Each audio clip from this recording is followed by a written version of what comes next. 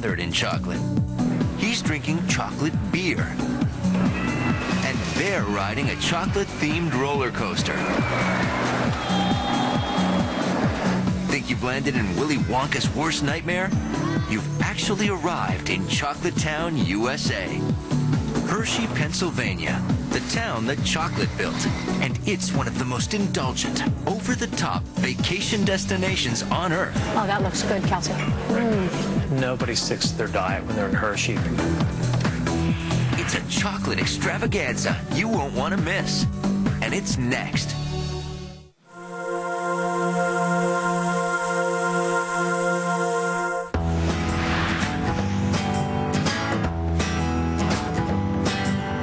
This might look like any main street in America until you look up.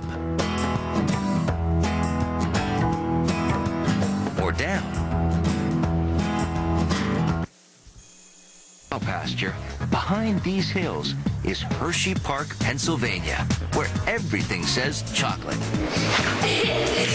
Even the street signs. It's where you can get the sugar rush of a Hershey bar with the adrenaline rush of a heart-stopping roller coaster.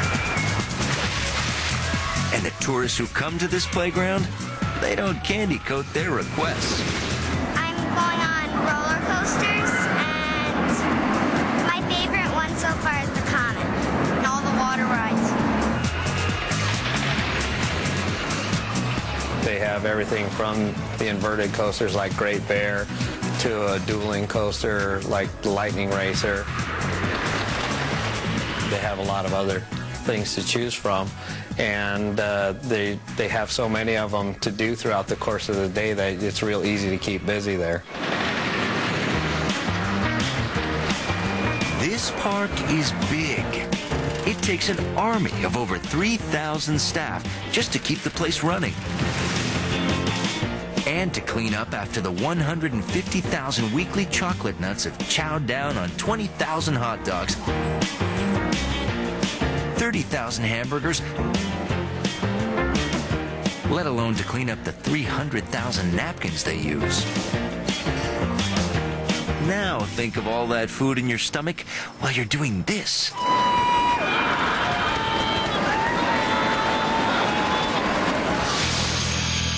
We found a family ready to do just that.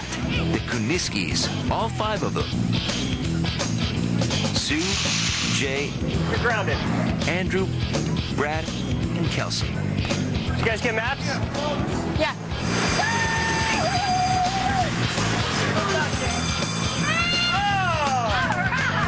So I've been to the park before, but I was very young, and we have very fond memories, but I haven't been here in many years. It's a long time ago. They're about to ride in one of each kind of roller coaster in the park. Just don't sit behind the youngest one, if you know what I mean. First up, Roller soaker. Yeah, roller soaker. Yeah. That looks so cool. Yeah. the roller soaker is half roller coaster and half water ride. And this hanging coaster has enough water wizardry to make Harry Potter proud. The amount of cash it took to make this huge splash? A cool $8 million. But when engineers installed the 1,300 feet of track for roller soaker, it was no walk in the park. They didn't exactly get it right the first time. Or the second. Or, would you believe this? It took us 8 versions to get it into this position. You don't see it now, but when we were setting it up, we have a lot of underground utilities, fiber optics, sanitary sewer, private sewer, electrical conduits. It was a real spaghetti piece of property, and we did it. Yes, they made and tore up 7 separate plans until they got it right. Now it's a lethal weapon for kids who want to drop bombs on their parents. Water bombs, that is. It features a single car that has 4 riders on it, and they fill the car up with water, and you have water bombs that you can drop on people as you go throughout the course of the ride. Well, you're bombing people that are underneath the track area and stuff and waiting in the queue line, those people down below also have water cannons, and there's hoses and stuff, that geysers that shoot up at you as you traverse the course. Oh, that was great. That was awesome. That was fun. We went underneath this chocolate town behemoth to see how it works. We're always monitoring pH, we monitor chlorine, we condition the water, and that's checked daily. You know, we need to do that to make sure that everything's set in a certain parameter, because we want it to be pleasant to the guests. So, how much H2O does the roller soaker guzzle? About 9,000 gallons filters through the water system 57 times per day. We wanted to reutilize every drop of water we possibly could get. Our goal was 75% of the water. Feeling waterlogged by now?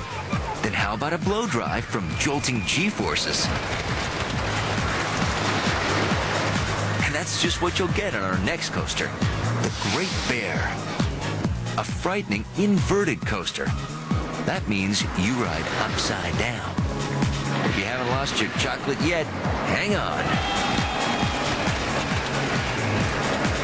Great Bear opened in 1998. I was here on opening day to ride it. I was like one of the first people in line, of course. I love it. This coaster fanatic isn't lying. He's ridden the Great Bear 200 times. Well, the first drop's 124 feet, down above the water, which I kind of like that. No other coaster has that, where you drop down to the water. On the Great Bear, there's a nice big loop off of the drop, and as you go into the loop, you get pressed down to the bottom of your seat, and then when you hit the top, as the train kind of stalls out, you feel this little negative G flotation as you're coming over the top, and then press back into the bottom of the seat as you come out of the bottom of it. There's only one way to experience this steel coaster ride, and our Hersheypark fanatic knows the secret. Another secret I know about the Great Bear is the front seat left side. That's the best seat, because as you're going down the hill, there's no pole, so it gives you a sense of flying down that first hill. Okay, you've been on a roller soaker, upside down on an inverted coaster. Now we've got the old-fashioned kind, wooden. Only it's not like any you've ever seen. It's a dueling coaster. The Lightning Racer is, to some degree, my coaster nirvana. I think I found it there. I rode it about 25 times in the two days that I was spending there.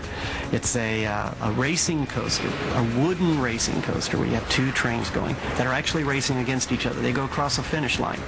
The $13 million Lightning Racer is the first wooden dueling roller coaster in the U.S. But ever wonder if a wood coaster is as strong as a steel coaster? The wooden roller coaster takes more day-to-day maintenance, but the wooden roller coaster is going to last longer than a steel roller coaster. It's going to be around a lot longer. It takes more than 100,000 cubic feet of lumber to create this monolithic frame. Add 2 million bolts, plus 7,000 feet of steel to back up that lumber. And you'll see why this Woody needs a lot of tender love and care. On this ride here at the Lightning Racer, there'll be 2 mechanics that come out at 5 a.m. There's also four carpenters who walk the entire track every day, which is common practice of a wooden roller coaster. They'll walk every square inch of the track, checking for any loose bolts, anything that doesn't meet their specifications. 10-4, we're just about ready. The guys are almost done checking it out right now. Okay, so the coasters are safe. But are we safe on the coasters? Not only does Hershey, Pennsylvania get thunderstorms during peak season, twisters have been known to smash into the area surrounding the chocolate-themed park. Out on a day like today with thunderstorms in the forecast, our main concern is being ready to shut the ride down before the storm hits here, so we can get the people off the trains, so they're not stranded out on the ride anywhere. But sometimes they're not fast enough.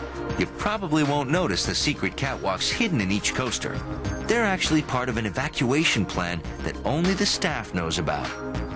We can't have roller coasters running when there's lightning all around. So we have systems in place that measure the lightning within certain mile radiuses so that we can make a determination as to what rides need to close in what time frame. Hersheypark takes weather so seriously, they have their very own Doppler weather system hidden right in the park. A lot of the storms that we're looking at right now don't look like they're going to amount to much right now. The lighter the green, the less intense the storm, and if you see red, that is truly an indication of lightning coming your way. For now, the park has dodged this storm. The near skirmish stays a secret, and park visitors never knew what didn't hit them, including the Kaniskis. They're ready to check out the wooden coaster voted #1 in the U.S. by Popular Mechanics magazine, the Wildcat.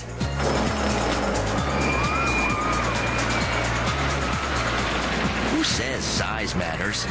What counts is never getting a chance to catch your breath. And that's what the 90-foot-high, medium-sized kitty delivers. Looks like Kelsey's gonna have to eat a few more kisses before she can ride this one. I like the Wildcat. That's awesome. It gives a good lean when you go around the corner. It's not like a steel coaster where it just... It's not really that smooth. It's kind of shaky as you go along. It's fast. Very exciting. It's definitely wild. Well, no one tossed their chocolate on the coasters today. Ride your roller coasters and enjoy some of the shows here and have some good food.